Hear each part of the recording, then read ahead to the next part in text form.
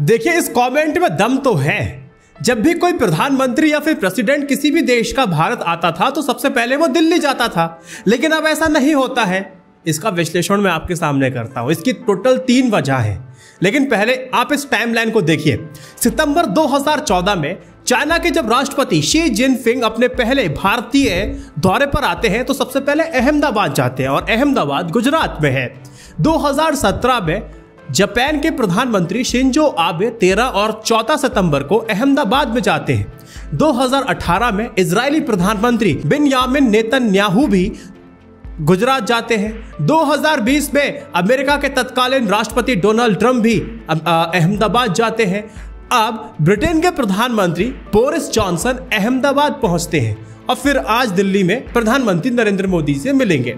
सारे नेता पहले गुजरात जाते हैं और फिर दिल्ली की ओर कूच करते हैं। लेकिन क्यों? पहले तो सिर्फ जितने भी राष्ट्रीय अध्यक्ष होते थे पहले दिल्ली जाते थे, ताजमहल देखने आगरा तक खुद को सीमित रखते थे।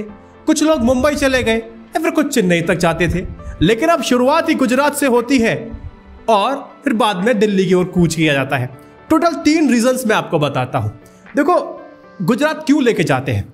गुजरात के मुख्यमंत्री के तौर पर नरेंद्र मोदी जी ने एक वाइब्रेंट गुजरात समिट का एक आयोजन किया था। इसकी शुरुआत करते हैं। इस समिट ने देश और विदेश के जो निवेशकों को काफी ज्यादा आकर्षित किया था। बीजेपी ने गुजरात का जो मॉडल था उसको कारोबारी मॉडल राज्य के तौर पर प्रचारित किया था।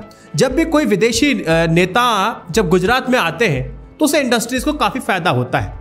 ये सारी बात होगी एक तरफ, लेकिन एक बात यहां पे ध्यान देने वाली है। नरेंद्र मोदी जब गुजरात के सीएम नहीं थे तब भी गुजरात में इन्वेस्टमेंट आता था। गुजरात डेवलप स्टेट पहले भी था, वजह है उसकी जियोग्राफिकल कंडीशंस। वहां पर सी पोर्ट का होना, बंदरगाह का होना, फिर स्पेशल इकोनॉमिक जोन को बना देना, कपास की खेती के लिए मुफीद टेम्परेचर का वहां पर होना। फिर आपको पता भी है कि कपड़ा मिलने के चलते दुनिया भर में अहमदाबाद की पहचान थी ही पहले से। हाँ, हम ये कह सकते हैं कि मोदी जी के विजन में क्लैरिटी थी, जिसकी वजह से उसका सबसे ज्यादा अच्छा इस्तेमाल भी किया। इस एग्जाम्पल देता हूं। सी पोर्ट से दूसरे सी पोर्ट तक 150 से 200 ट्रक को पहुंचाने की जब बात आती थी तो कहते हैं कि हम जहाज पानी के जहाज ऐसे बनवाइए 150 से 200 ट्रक को इस पार से उस पार में आसानी से ले जाए, और ऐसा हुआ भी। टाइम भी बचा, पैसे भी बचे, और गुजरात एक स्टेट बन गया जो कि डेवलप स्टेट के नाम से जाना जाता है। रीजन नंबर 2, दरअसल मोदी गुजरात को दूसरे राज्यों से आगे दिखाना चाहते हैं और देखना चाहते हैं।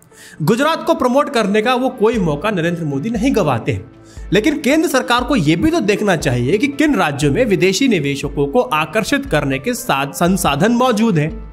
उन राज्यों में ज्यादा से ज्यादा विदेशी निवेश लाने के लिए एक स्वस्थ यानी कि एक हेल्दी कंपटीशन, एक प्रतिस्पर्धा को शुरू कराने की जिम्मेदारी भी केंद्र सरकार की है। हर राज्य को बराबर का मौका मिलना चाहिए, लेकिन यहां पर साफ तौर पर एक डिस्क्रिमिनेशन देखने को मिलता है। देखिए, पॉइंट हो सकता है।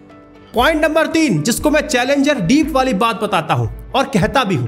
देखिए, गुजरात में इस साल के आखिर में विधानसभा के चुनाव होने जा रहे हैं और पीएम नरेंद्र मोदी की नजर एक बार फिर से कमल खिलाने पर है। जरा दोस्त याद कीजिए, गुजरात में पिछले 27 साल से बीजेपी का एक छत्र राज रहा है। हालांकि अब बीजेपी जोरदार सत्ता विरोधी लहर का सामना कर रही है। पिछले विधानसभा चुनाव में तो बीजेपी पीएम नरेंद्र मोदी के पूरा जोर लगाने के बाद भी किसी तरह से ले दे करके जीत पाई थी। गुजरात चुनाव में इस बार बीजेपी को न केवल कांग्रेस बल्कि आम आदमी पार्टी से टक्कर मिलने जा रही है। अब देखिए, पंजाब चुनाव में जीत के बाद अब अरविंद केजरीवाल की नजरें गुजरात पर है। अब मैं अरविंद केजरीवाल पर खुद का एक विश्लेषण करना चाहता हूं। जो बदलापुर की राजनीति जो उन्होंने शुरू की है, कितनी से कितनी गलत है वो कल बात करेंगे। अब गुजरात में उनकी स्थिति मजबूत है और पूरी ताकत से आम आदमी पार्टी जुटेगी।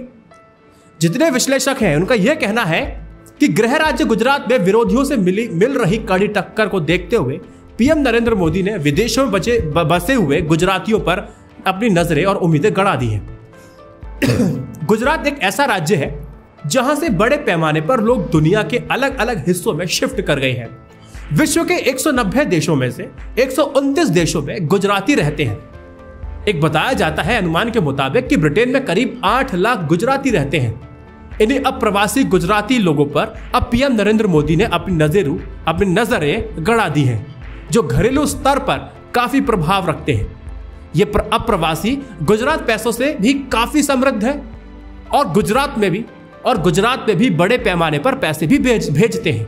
माना जाता है कि बोरिस जॉनसन का भव्य स्वागत करके विदेशों में बसे हुए गुजराती परिवारों को संदेश देने की कोशिश की गई है कि गुजरात का किला आपको बचाना है। ये 3 पॉसिबल रीजंस थे जो मैंने आपको बता दिए हैं। इस वीडियो को 3 व्हाट्सएप ग्रुप पे शेयर कीजिएगा। जय Hind, Vande Mataram, stay updated, stay educated, सत्यमेव जयते। नमस्कार।